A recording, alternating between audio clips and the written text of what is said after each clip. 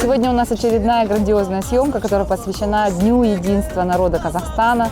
И такую интересную идею снять дружбу народов предложила очень талантливая девушка Аружан Макзум, блогер нашей страны. Я желаю ей успехов в этом направлении, продвигать нашу культуру. Это здорово, когда люди дружны, едины. И, как мы говорим, язык танца един во всем мире.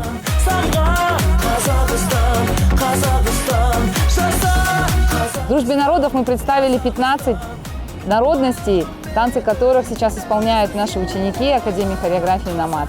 В постановке каждого танца мы подходим очень серьезно, основательно, много изучаем, много советуемся с коллегами, с носителями культуры, изучаем костюмы, изучаем, как костюмы будут смотреться на сцене, в движении, изучаем ткань для костюмов. И только в конце появляется такое красивое создание, как танцы народов мира.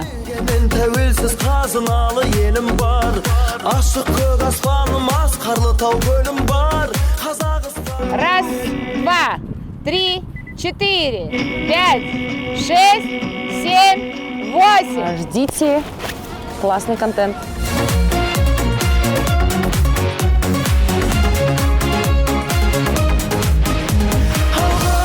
Барлықтарыңызға сәлем, менің атым Аружан, мен блогер және де бишімін. Бүгін біз мерекеге арнап Номад академиясымен бірге би түсірдік. Сіздерді шын жүректен 1 мамыр Қазақстан халқының бірлігі күнімен құттықтаймыз. Мен негізі әрбір мереке сайын өзім контент түсіремін өзімнің блогымда.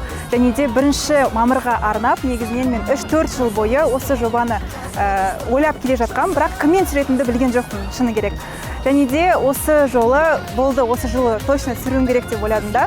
Номад академиясын тауып алдым. Негізінен Номад академиясы хореографиялық бұл Қазақстан бойынша номер 1 күшті ансамбль деп ойлаймын. Если честно, кандидатов вообще не было.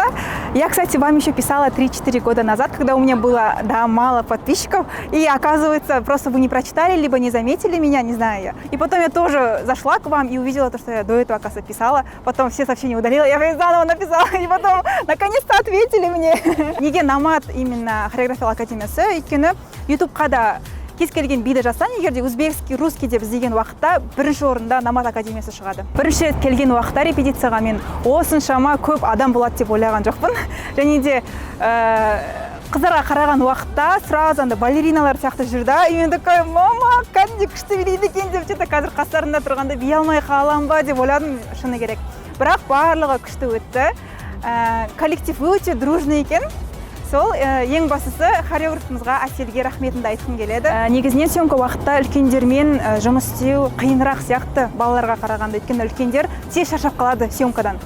Балалар болса, мен мұнда жаңа басында да өте қатты уайымдадым, балалар шаршап қала ма тез деп. Но жоқ, олар ең соңына дейін өздерінің күштерін прям видеоға салған сияқты, сол үшін рахмет айтқым келеді. Балалармен жұмыс істеу прям өте күшті екен. Номад хореографиялық академиясына және де Номад Awards-ға тіркеліңіздер, сіздердің қолдауларыңызды күтеміз. Барлықтарыңызға рахмет. 1 мамыр Қазақстан халқының бірлігі күні құтты болсын. Номад алға!